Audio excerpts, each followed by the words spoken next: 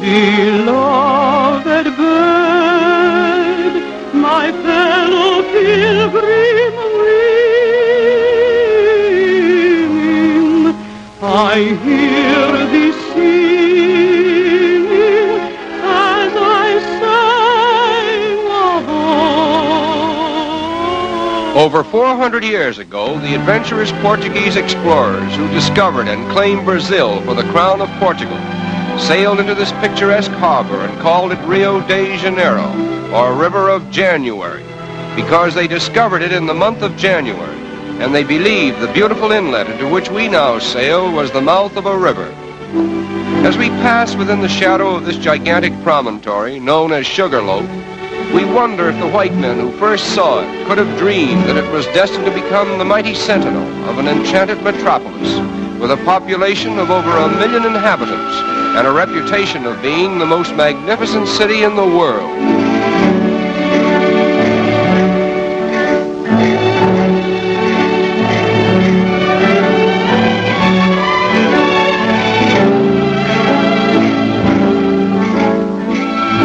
Passenger ships arriving at Rio today literally tie up at the foot of Main Street and immediately become a picturesque part of the skyline, as well as a convenient point of egress to the city itself.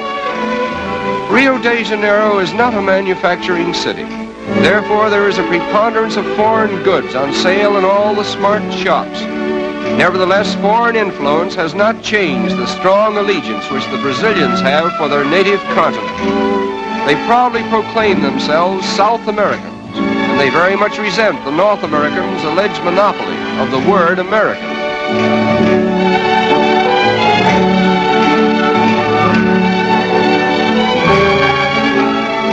The period from 1902 to 1906 witnessed the wonderful transformation from the old to the new Rio, a comprehensive project so boldly conceived and brilliantly executed that there is hardly a landmark of the old city to be seen in the metropolis today.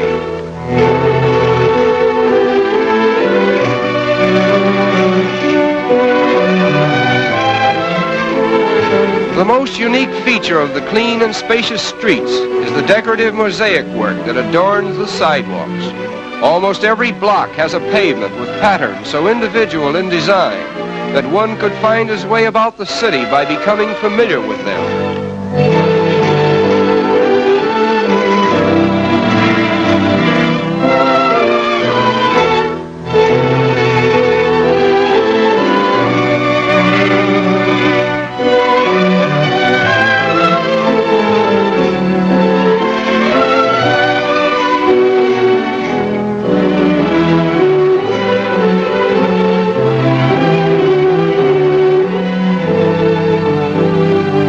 Rio is particularly noted for its numerous and colorful parks, which are scattered in picturesque profusion throughout the city.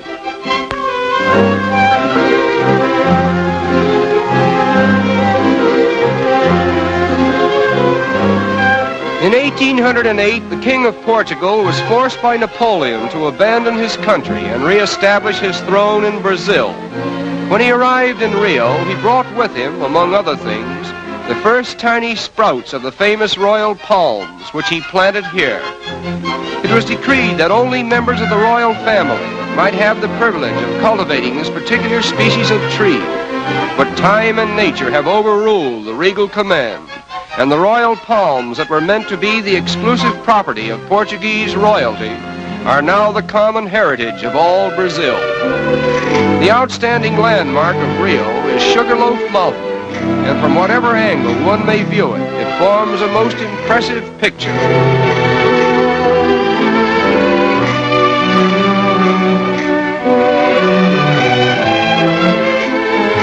Swimming is one of the most popular sports in this pleasure-loving city. Consequently, many attractive swimming clubs have been erected along the picturesque shoreline.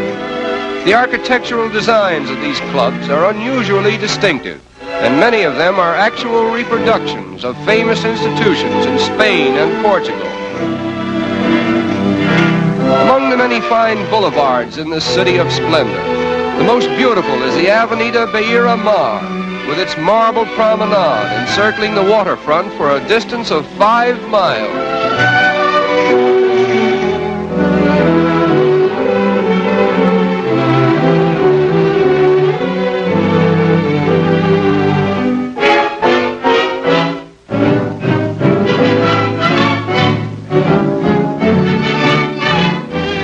As in most countries of South America, the color of one's skin does not always determine one's social standing. As a matter of fact, the racial color line seems to be so thinly drawn that it has become a haven of toleration for all races. Nevertheless, the Portuguese language still prevails.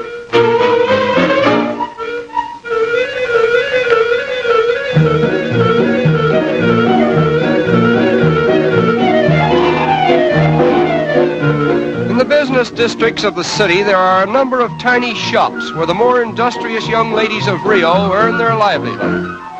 This is called the butterfly industry, in which the colorful wings of butterflies are immortalized by an art that was inaugurated here many years ago.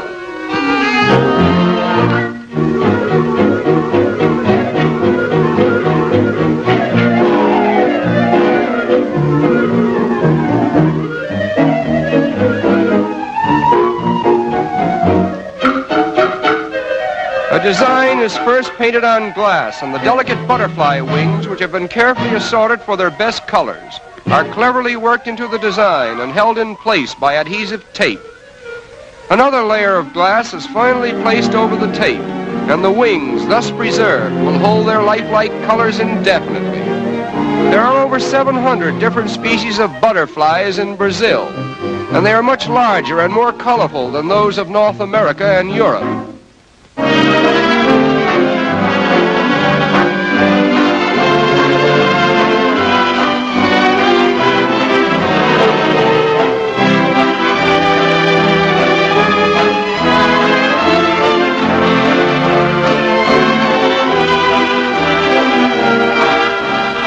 The completed articles consist of tea trays, vanity and jewel cases, bonbon dishes, and decorative pictures designed to glorify the city's landmarks. And needless to say, the predominating design is Sugarloaf, the center of attraction for all eyes that glory in the magnificence of Rio de Janeiro, the city of splendor.